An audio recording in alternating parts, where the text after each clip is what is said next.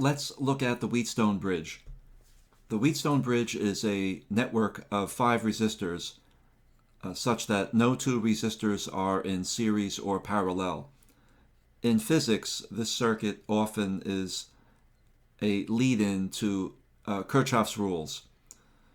The Wheatstone Bridge, as we'll see from the so-called balanced bridge equation, we can solve for an unknown resistor, say R4, if we know the values of R1, 2, and 3, and we observe that no current passes through R5. R5 might be actually an ammeter, or more sensitive, a galvanometer.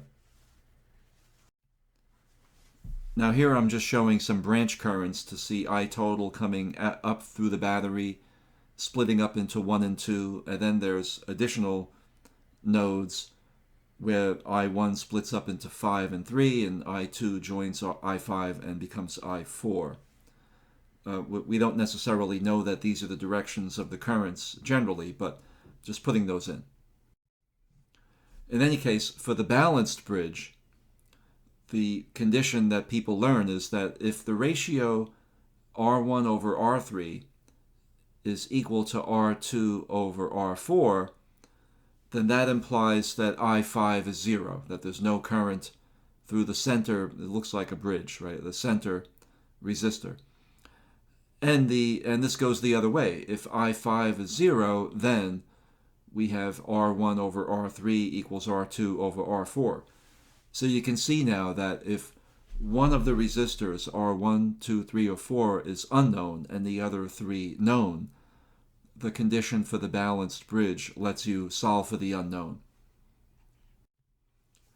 Also, in physics, when we talk more about series and parallel, if the current through R5 is 0, we often refer to that as an open circuit. In other words, we can simply erase it. And that means that I1, since none of I1 can go through R5, and I erase that, I1 and I3 are the same, just labeled as I1.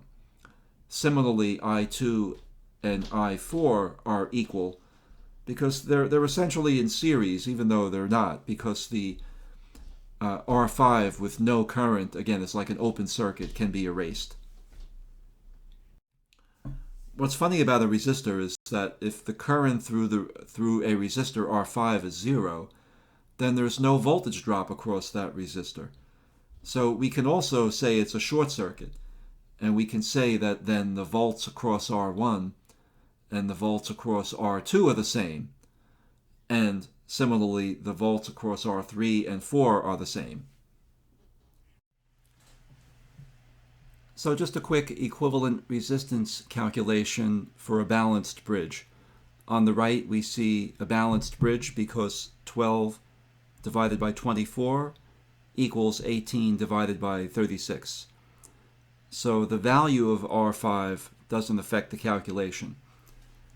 With the current in R5 0, we can treat that as the open circuit in the upper left, and that lets us then pretend that the 12 and the 24 are in series, and the 18 and 36 are in series, and those two results in parallel. We get 21.6 as the equivalent resistance. But with no current in R5, there's also no voltage drop associated with R5. So it's as if the two nodes that connect R5 are the same, right? So a short circuit. So the lower left shows that equivalent diagram that lets us pretend that the 12 and 18 are in parallel, and the 24 and 36 are in parallel, and those two results, the 7.2 and the 14.4, are then in series, giving us the same result, 21.6, as the equivalent resistance. Now, here we are with the Wheatstone Bridge circuit with the branch currents shown, and I like to map volts to height, on a scale. So I'm showing in the volts scale E, which is the battery voltage at the top, 0 volts at the bottom. Sometimes we would call that ground. And then I have these rectangles sized to represent the volts across resistors as height. And if junction A is where R1, R3, and R5 meet, if I5 is positive going to the right, then the volts at junction A must be higher than the volts at junction B. So this balanced bridge equation is a two-way implication, an if and only if statement. And I'd like to demonstrate that if the right side is true, I5 is 0, then that does indeed imply that the left side is true, that the resistor ratios are equal. And in the other direction, if we start by saying that the resistor relationships are true, then that indeed implies that I5 is 0. So we start with I5 is 0, and we already demonstrated that the current through the left side of the bridge through R1 and R3 are the same, and similarly I2 and I4 are the same. And we also demonstrated that volts at A and volts at B are the same because there's no volts drop across R5, so V1 is V2 and V3 is V4.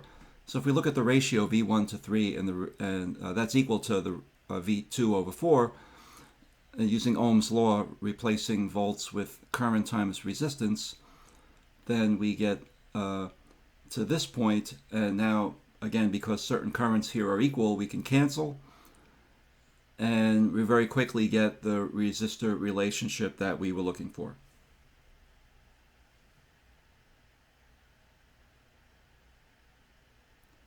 So we did that half of the if and only if statement. Let's now consider I5 is not 0. Say I5 is greater than 0 without loss in generality.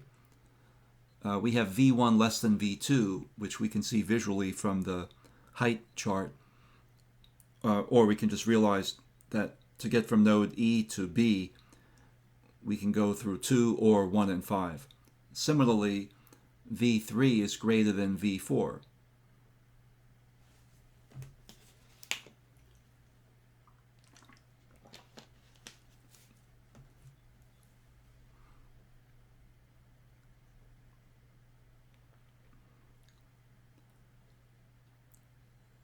So the ratio V1 over V3 is less than a ratio that has a larger V2 in the numerator and a smaller V4 in the denominator. Now Ohm's law.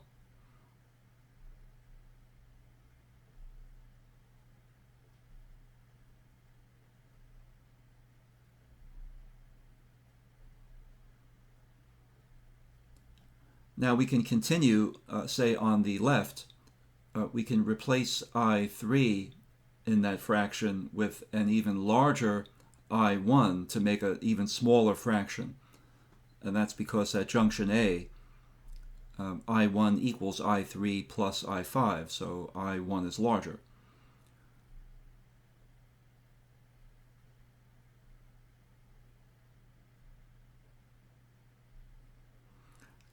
And on the right, we can replace I4 with an even smaller I2 to get an even larger fraction, because I2 plus I5 equals I4 at junction B.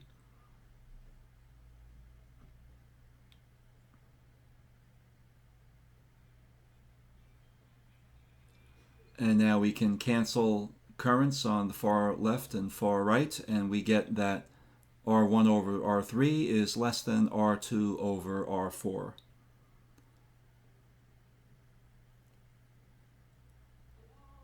So what we actually showed is that I5 not equal 0 implies that R1 over R3 does not equal R2 over R4. The contrapositive of that is what we were after, that R1 over R3 equals R2 over R4 now implies that I5 is 0.